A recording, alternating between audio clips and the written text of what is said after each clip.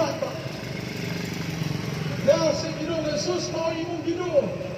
Sa Ginoong Jesus mao imong Dios. Ug siya nga gibanhaw sa Ginoo. Mga igala, imong tuhuan kining mga butanga o ikaw maluwas mutuo ka sa imong kasing-kasing na ang Diyos nagbanhaw ni Kristo higala. Siya nabanhaw alang kanimo nga nako aron ikaw nga ako magabatulong paglahon ngadto kaniya. Tawag sa Diyos. Ikumpisal niya sa imuhang mga ngabel si Ginoong Jesucristo.